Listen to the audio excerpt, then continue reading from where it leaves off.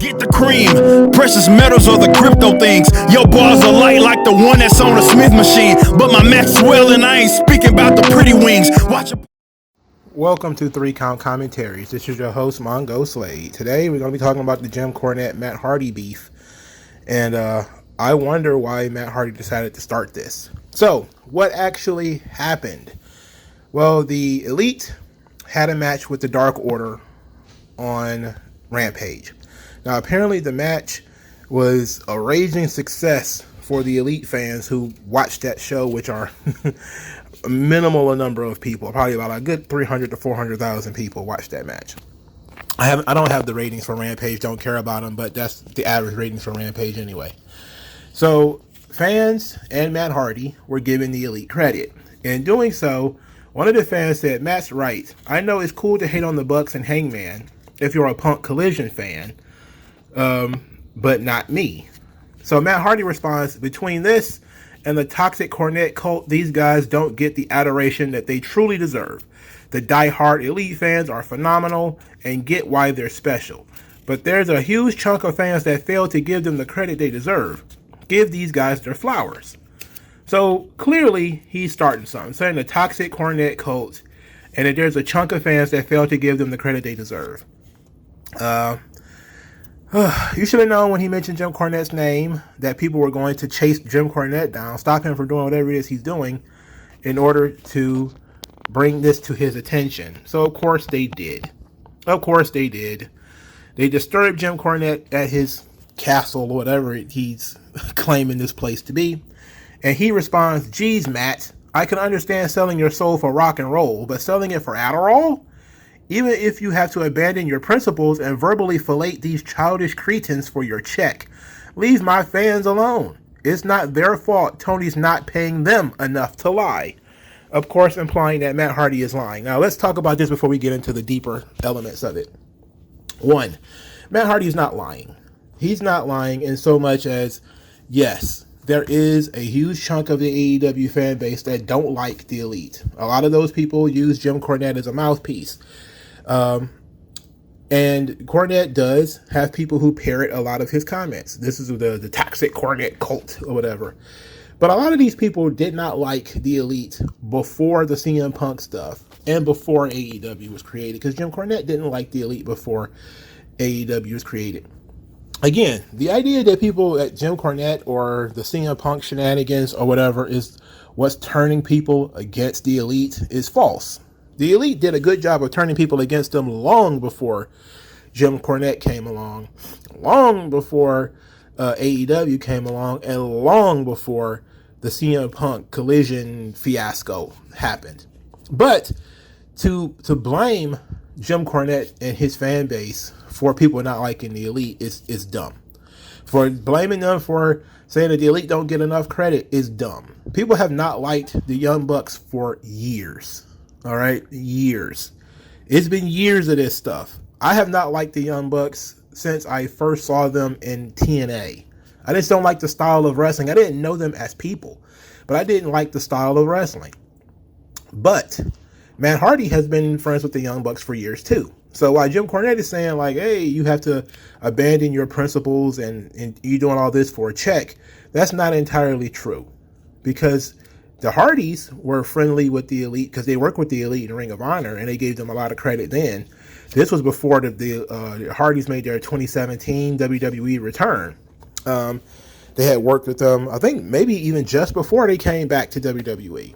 So the Hardys and plus, you know that the Young Bucks are inspired by the Hardy Boys. So Matt Hardy is basically giving the young guys their credit, which is not that a problem, except for he took shots at Jim Cornette's fan base in order to do it, which wasn't necessary. So Matt Hardy then responds, "Geez, Jim, haven't sold my soul. I'm sticking to my principles and telling truths. I feel morally obligated to do the right thing by my friends, although that's probably foreign to you. I earn a check because I'm great at what I do and still employable. Keep on seeding dissension amongst fans with your shtick. It's too sweet." Again, believing that what Cornette is doing is a gimmick. I mean, he's been saying the same stuff for 30 years. He's been remarkably consistent on most subjects. Now, he's been bullheadedly consistent sometimes because, not everybody is terrible 100% of the time. You want to give people credit for doing good stuff sometimes. Cornette, but very rarely even does that. But Matt Hardy saying, look, I'm doing the right thing about my friends. That's probably a foreign to you. Basically, he's implying that Cornette has, and he has flipped on a few friends recently. The whole thing with Dave Meltzer, him and Meltzer are not friends anymore. Him and Jericho are not friends anymore. Now, apparently, him and Matt Hardy are not friends anymore. And it's happening because of AEW, And again, this is where Jim Cornette being, bullheaded. When wrestling starts to affect your real life, and basically your opinion of wrestling starts to affect your relationships with people and, politics and that sort of thing too, you got brain worms. So I'm not 100% on Cornette's side here. He does have some kind of brain worm where he allows this stuff to affect his relationships with people. And Matt Hardy was mostly attacking Jim Cornette's fans, not necessarily himself, which, since it's so nebulous, it wasn't really worthy of a response, but whatever. He decided he was going to stick up for his fans. That's fine. Do your thing. So now Matt Hardy is doubling down. So now we get from the ether with a steel chair, the great Brian Last. What is he great at? Anyway, Brian Last tweets at Matt Hardy. He thinks he is great at what he does. We've all been watching. His promos suck. His in-ring work is shit. And the only thing anyone has ever been interested in him doing is tagging with his brother. Jim telling the truth is, quote, seeding dissension. How many concussions is too many? Wow. Now Brian Last, again, what is he great at? what does he actually do outside of podcasts for pro wrestling? Was he a referee? Did he ring the bell? Did he get the boys some water? Like, what was his actual job in the business, if he had one? If not, then Matt Hardy going back and forth with this guy, which he did do foolishly, is basically him arguing with a fan, which on this channel I always say, you don't have to respond to people. You don't have to respond to fans. So Brian Last bringing in that Matt Hardy has been terrible. And it's true. Matt Hardy has been terrible for several years. Not even just since he joined AEW. He was actually quite bad in WWE too during the last couple of months before he left. I mean, he's virtually immobile. I keep talking about how he walks around like he's on stilts. He walks around like he's in, high heel boots or something like that. I don't get why they continue to have Matt Hardy wrestle. And his promos haven't been very good, so it's not like, Brian Last is lying. I just don't see why he's jumping in here. So Matt Hardy responds, I'm great at what I do, Brian Least. I am a great at pro wrestling. I am great at giving back and helping young talent. You're just some asshole with an opinion, and that opinion doesn't mean shit in reality, but most importantly, just an asshole. So he just called him Brian Last names. And that's not very good dissing where I come from. You just name calling, not very good. I need you to step your game up a little bit. But calling him Brian Least, nice little Jericho name twisting. He used to call Kurt Angle Kirk Angle and all this kind of stuff. I get it, and I get why you call him Brian Least, because he matters the least in this whole thing. What is he great at? Anyway, Brian Last responds, are you trying to convince yourself? Your work is shit. Stay home. No one will care. You seem much more toxic than I am, with a track record to back it up. I'm better at what I do than you are at whatever it is you still are trying to do. Mr. Asshole to you. So, then he responds further saying, you've been a great enabler, but your crap has sucked for years, and that's Mr. Asshole to you. So Matt Hardy responds, don't have to convince myself. My live reactions, paycheck, and appearance fees solidify I'm good. I don't know shit about you, nor care to. So keep doing what you're good at, you goofy bitch-ass asshole. I'll do the same, and you could continue to whine and cry about it like a baby. Whine and cry about it like a baby. Oh my God. Matt, if you're going to engage in and verbal fisticuffs. Please get better at it. You're a bitch-ass asshole. That sucks. Brian Last responds, how dare you? You're way goofier than me. You understand that you are the one whining and crying, right? Can you still comprehend that much? Once again, you seem quite toxic. Is everything okay? Matt Hardy responds, because we don't know when to end this stuff. He says, me stating that you two constantly fuel a toxic culture isn't whining. It's just hard truths. You constantly moaning and bitching about me wrestling is whining and crying. Can you discern that? Or are you a moon calf? Moon calf?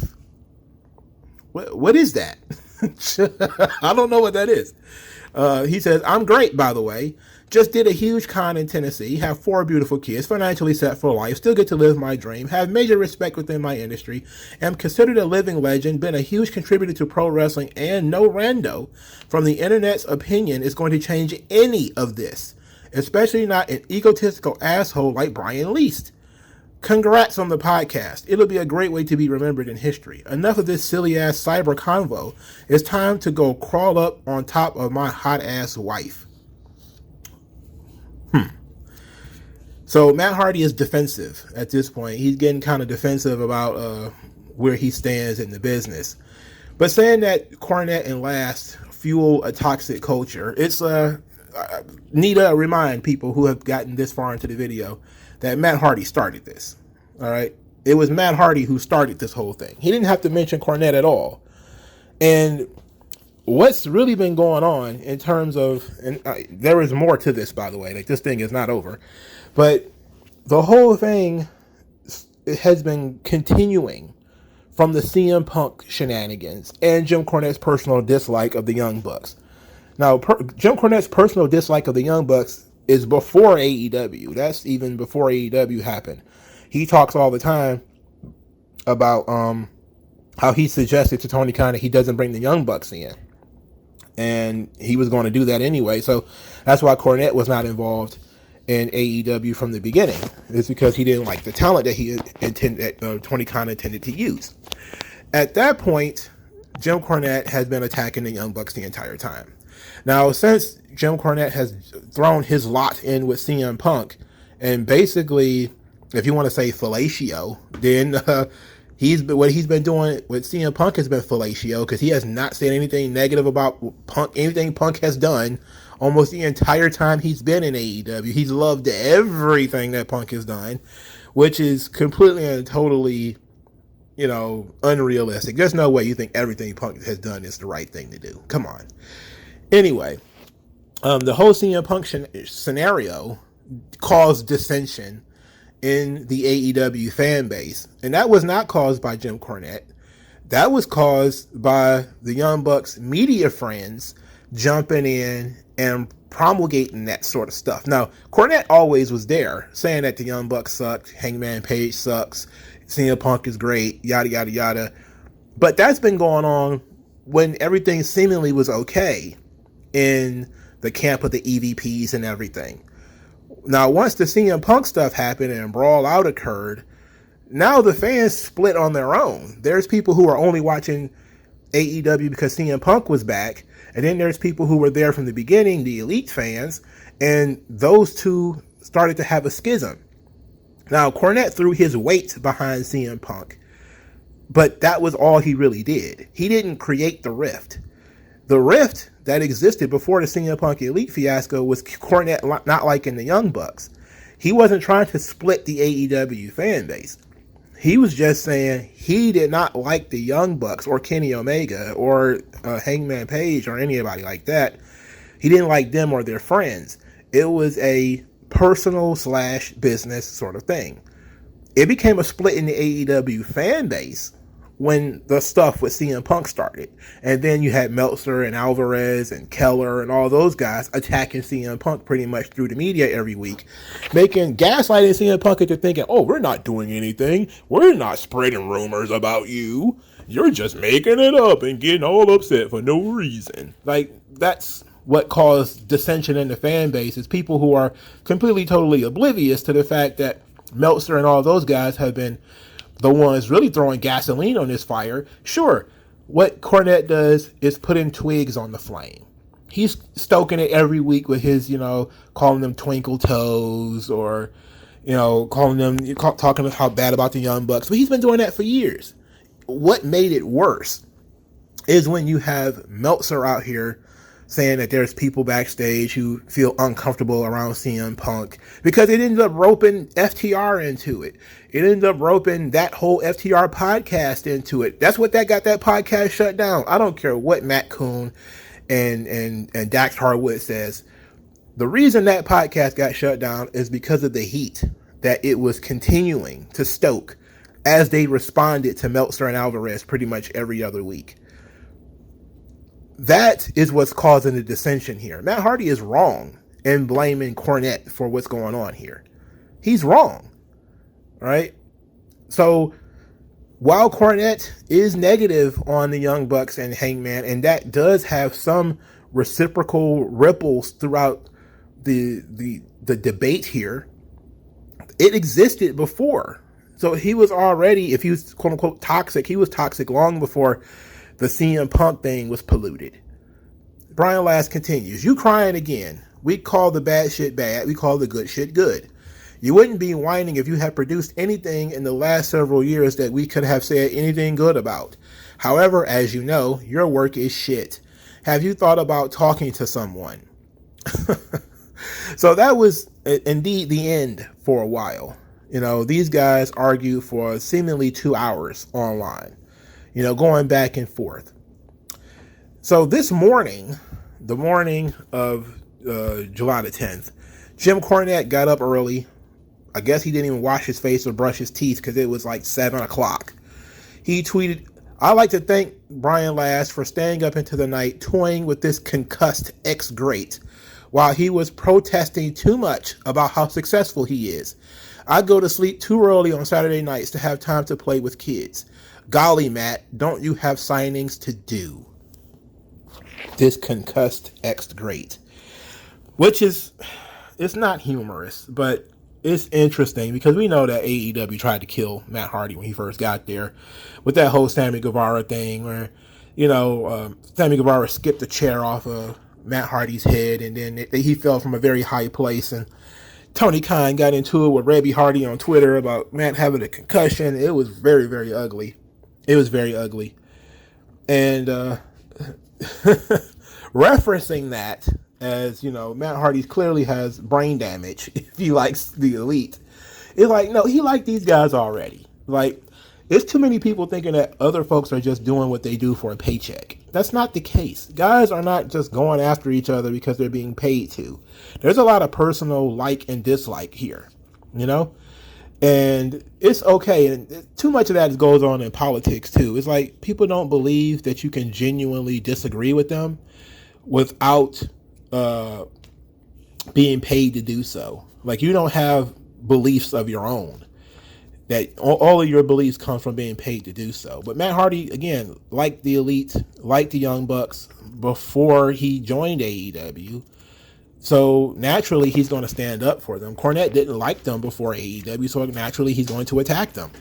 And this is just a situation that we find ourselves in when both sides have a already existing like and dislike.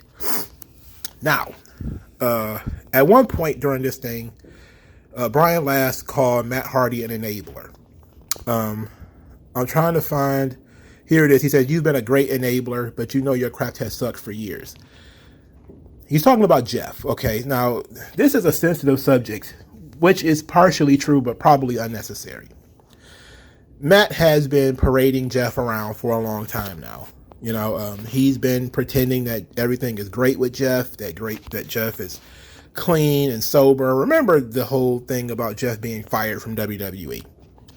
And the AEW fan base thought it was some big coup, that they had stolen Jeff Hardy from WWE. WWE had made the fatal mistake of releasing Jeff Hardy, and it wasn't necessary for them to do so because Jeff was clean and nothing was wrong. And then he was in AEW approximately 4 months before he got suspended again. Now, this doesn't mean that he was doing something wrong in WWE. He still could have passed the drug test and passed, breathalyzer and just had bizarre behavior. But when they started acting like it was such a big coup, only for Jeff to turn around and bite them in the ass, that was humorous, to say the least. Okay, that was humorous. Now, saying that Matt has been enabling Jeff, there's some evidence of that.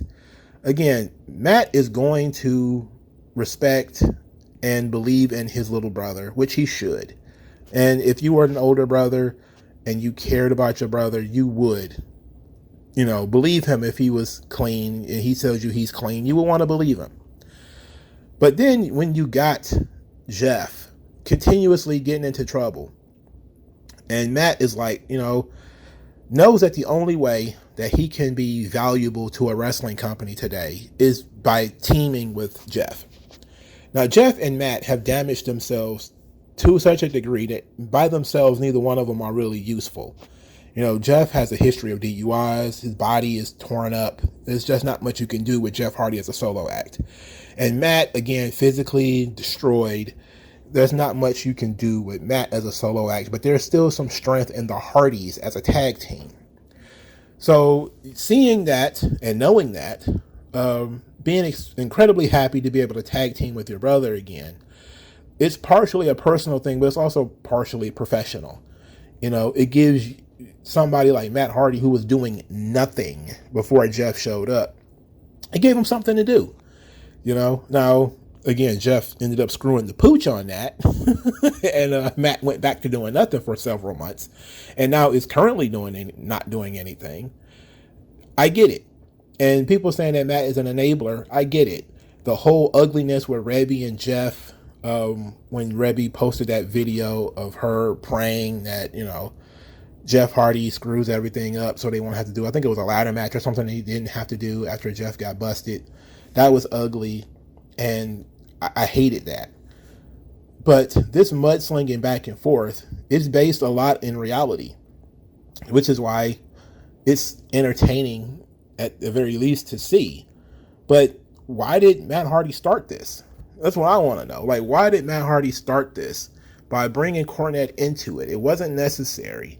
It wasn't necessary to attack anybody. He could have just said plainly that the Elite doesn't get the respect that they deserve, and people will come around or something like that. But by attacking people, he created this problem, completely ignoring all of the toxicity that comes from the Young Bucks side, not just from their media friends either, but from their trolls online. The AEW fan base is incredibly tribalistic.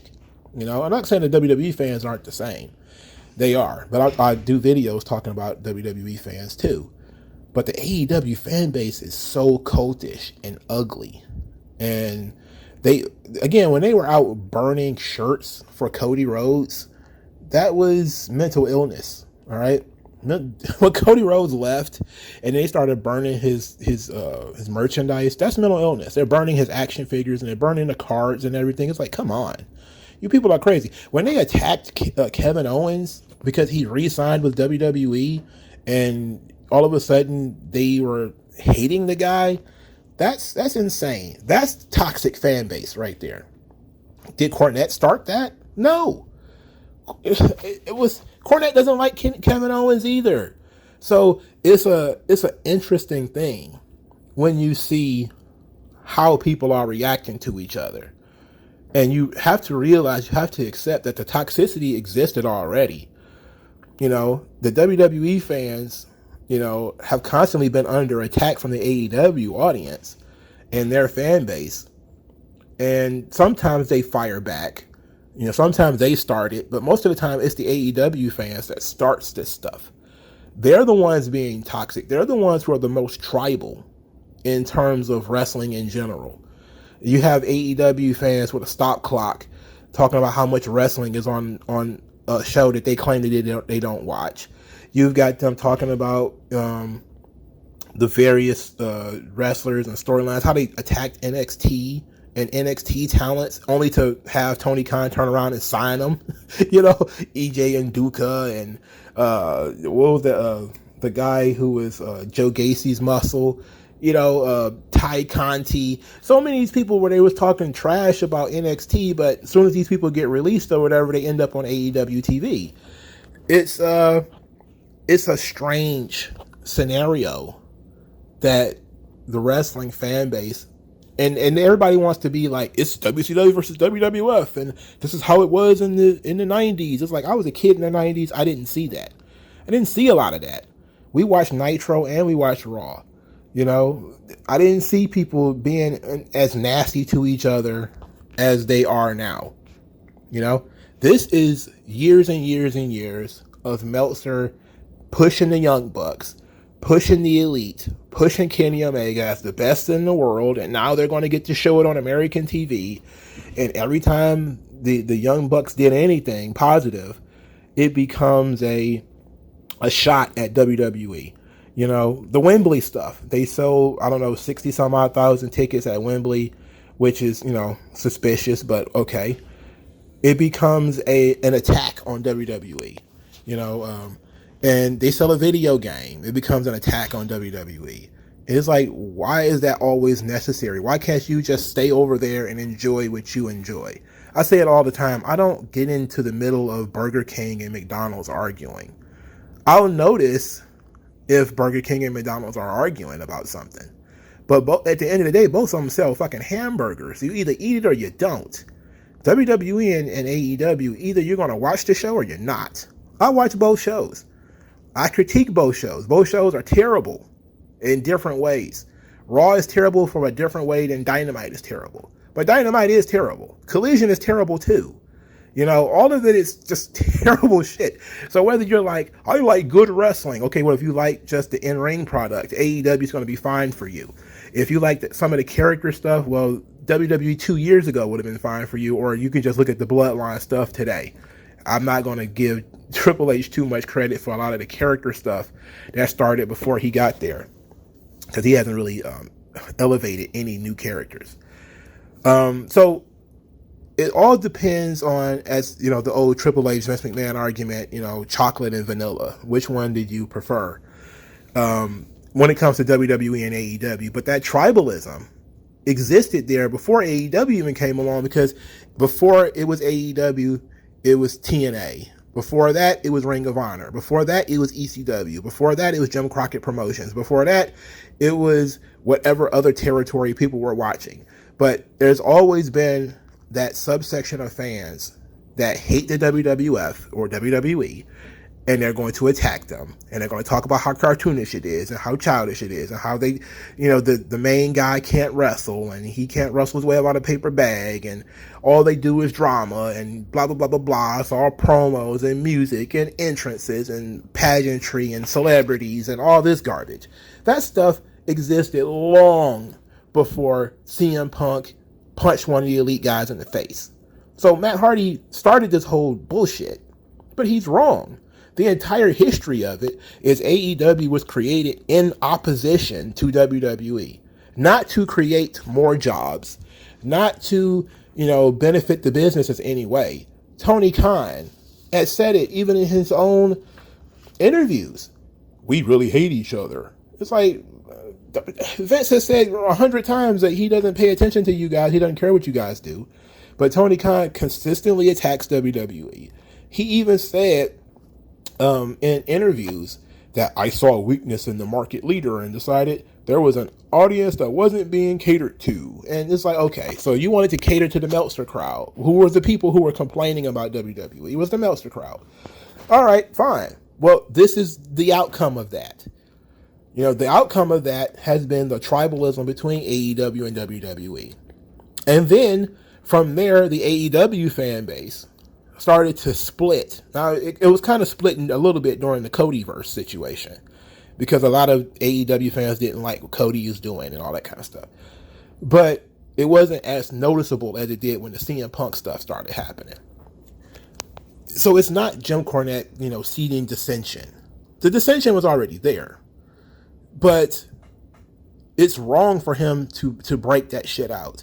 You need to break it down a little bit more. And Matt Hardy pushing his weight behind the elite, fine, if that's what he wants to do. But with that comes, being attacked by Cornette and his fan base. And Cornette does have a fan base that's a little too attached to him and his opinions, especially since all of his opinions are not rock solid. I mean, he likes Juice Robinson, for fuck's sake.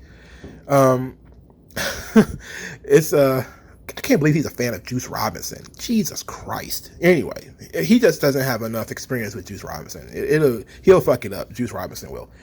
Anyway, it's things that have happened for a long time. It's not Cornette is toxic, blah, blah, blah, blah. He just gives his opinion. Whether you agree with it or not is up to you. People have been attacking him for a long time because of various things that he said. Who cares? He usually just blocks and moves on. It usually comes from the elite side that you must accept them, that you must like them. And people don't like these guys. They're not likable dudes. They're petty. They backbite. And we know that they were spreading rumors through the internet about CM Punk and about, WWE. They lied. Didn't they lie about WWE giving them a cease and desist order over the Too Sweet thing? Like, they've done a lot of shit that, if you actually looked at the history of the Young Bucks, they did a lot of stuff that aren't likable. The Dark Side of the Ring thing, where they joined together to try to make it seem like Undertaker hit Kanyon in the head with a chair more viciously than he's hit anybody ever because he found out Kanyon was gay. All this kind of stuff. It's like that kind of shit makes them not likable. All right? And if you can't understand why people don't like the Young Bucks and don't want to give them credit, then you probably should do a little bit more digging. You should probably do a little bit more research on the subject. Because it ain't just because Cornette said so. It's because the Young Bucks have done terrible shit, said terrible shit about people, and it's come back to haunt them. Now that they're on a main stage and they're not drawing, their segments are tanking the ratings, and the buildings are virtually fucking empty when they do their stuff. It's coming back to bite them in the ass. So they can do whatever they want, but they're going to get criticized no different than anybody else. So Matt Hardy needs to suck it up and understand that maybe it takes 15 years for for this heat to blow over, but it is what it is. The Young Bucks have earned the heat that they got. Anyway, thank you for your time. I'll talk to you guys later. Peace out.